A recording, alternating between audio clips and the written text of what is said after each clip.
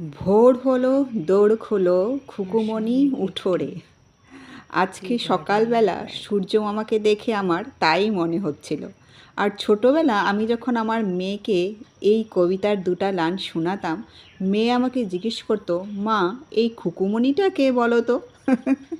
তখন আমি মেয়েকে বলতাম, এই খুকুমণিটা হলো তুমি। তো সকালে কিছু পুরনো স্মৃতি মনে করে দিনটা শুরু করলাম।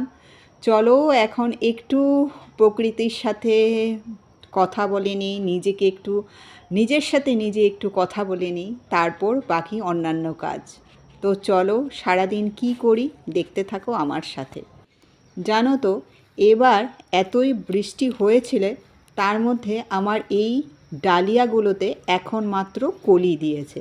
তাই ভাবলাম যে এই ডালিয়াগুলোকে আদৌ কলির থেকে ফুলে পরিণত হবে না এখানেই শেষ হয়ে যাবে জানি না। যদি আরও বৃষ্টি হয় তবে হয়তো ওদেরকে আর বাঁচাতেই পারবো না।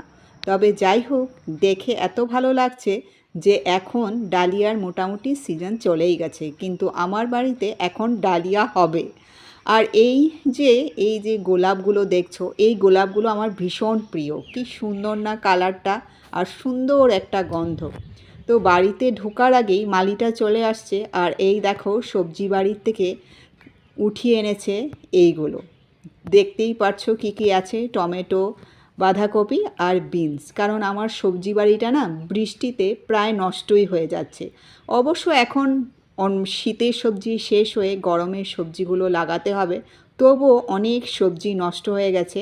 তাই যে কটা সবজি বাড়িতে ছিল উঠিয়ে নিয়েছে ও। আর এগুলো এই দেখো ঝুড়িতে একে একে করে রেখে গেছে। তারপর চলো, অনেকক্ষণ ধরে বাইরে আছি, এখন ভিতরের দিকে যাওয়া যাক। প্রায় 8:30 হয়ে গেছে। তো চলো এখন ভিতরের দিকে যাই, আর ব্রেকফাস্ট কি হবে দেখি। তো এতক্ষণে ছায়াও চলে আসছে, তো দেখি এখন কিচেনে গিয়ে কি বানানো যায়। তো চলে আসলাম কিচেনে, আর আজকে বানাচ্ছি পনির পরাঠা। তো একদম নিরামিষ। আমি তোমাদেরকে যা দেখাই দেখবে বেশিরভাগই আমি নিরামিষ জিনিস দেখাই, কারণ আমরা একটু নিরামিষ খেতে ভালোই বাসি। তো এই দেখো টাপুরকে দিয়ে দিলাম, সাথে দিলাম পনির পরোটা আর দই। আর আজকে দুপুরবেলা রান্না করলাম, চলো দেখে নিই। এখনও দেখো ছায়া ডাইনিং টেবিল সাজিয়ে রেখে গেছে। এখানে আছে ভাত, আর এটার যে তাক লাগিয়ে গেছে এটার মধ্যে দেখি কি কি আছে। এই দেখো এটা হলো মিষ্টি কুমড়ো ভাজা। আমার মিষ্টি কুমড়ো ভাজা কালো জিরা ফোড়ন দিয়ে খেতে খুব ভালো লাগে। আর এটা আমি বানিয়েছি, এটা হলো আলু পাঁপড়ের তরকারি। আর নিচে কি আছে চলো দেখে নিই। আলু পাঁপড়টা দেখতে কিন্তু বেশ ভালোই হয়েছে।